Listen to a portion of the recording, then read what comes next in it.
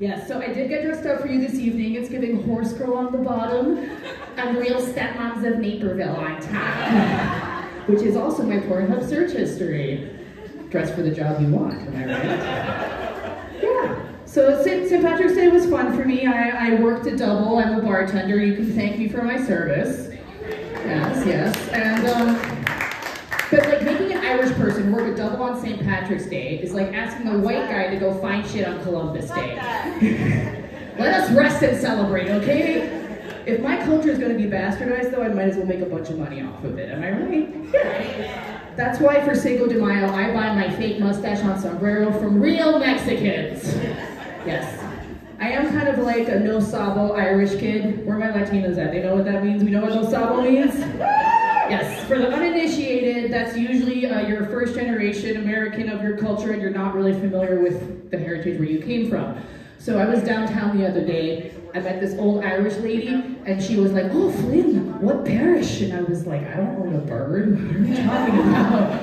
Girl, you grew up in Beverly, I grew up in Boys Town. Gaelic means something very different over there." Yes, I grew up in Boys Town. Back in the day, that's what it was called. Boys Town or Lincoln Park, depending on how you took a dick.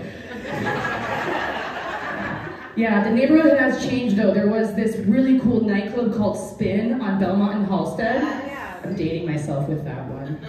But now it's a ramen noodle spot called Furious Spoon. Yeah, I know, right? Back in my day, going to the corner for spicy nudes meant something completely different. They had top ramen and bottom ramen. Not spicy.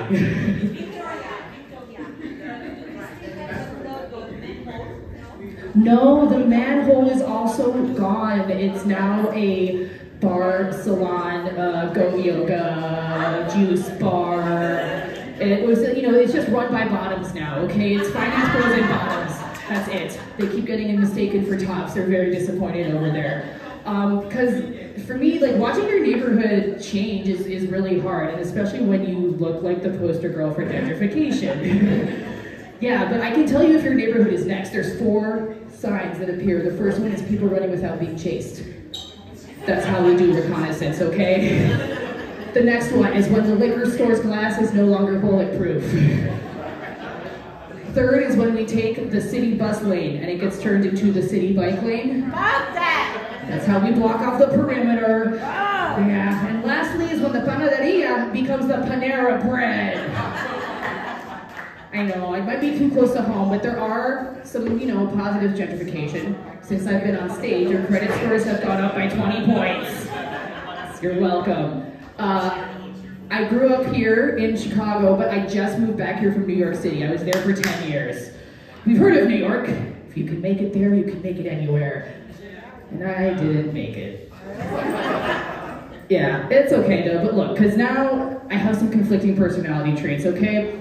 I'm very direct, very in your face, like a New Yorker. I walk fast, and then, the Midwestern Yarwashet comes out, and people think I'm having a stroke. Because inside of me are 2 wolves, all right? And one of them is like, "Hey, I'm walking here," and the other one is, "Oh, I'm so sorry. Let me just scooch right past you. My bad." And they both come out in public at the same time now. I was waiting for the train last week. This guy pushed me. I was like, "Hey! Asshole! Your backpack is open." Here, let me zip that up for you. Midwestern nice, god damn it. Because I'm like, why am I such a people pleaser and a raging bitch? And hit me, I'm the oldest of 6 kids. Where are my eldest sisters at? Yes. How is therapy going for you? Fuck, man, I've been in it 2 years. Jesus Christ, yes. Look, I don't have kids, but it feels like I do. I have one. Shit. All right, you're better than me, man. Give it up for the moms here tonight. Let's clap it up right now. Christ, I don't have kids, but it feels like I do because therapy is costing me a fortune in inner child support right now. Yes, that's why I moved to New York, because you go there to build a career, not a family. Yeah, and see, because over there the men are super transactional. They're all about the money. They're like, "What do you bring to the table?" But here, the Midwestern guys, they're like, "I will build you a table." And I just want to fuck on a table, okay, guys? Besides, I can't be barefoot and pregnant. I got athlete's foot. And athlete's pussy.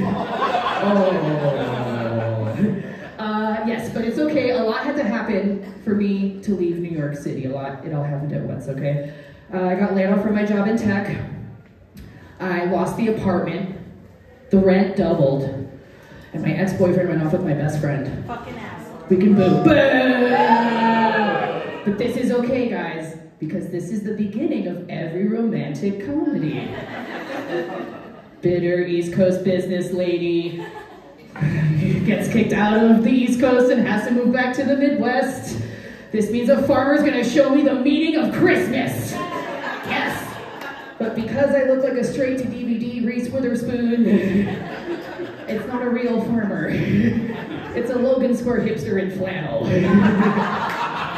But he did offer me a bump in the bar, so I'm gonna go find him. And are we ready for our first act of the night, though? All right, are we ready? We have some poets. Before we start the game, we're gonna bring in some wonderful poets. All right, this first poet, she won her first 2 poetry slams.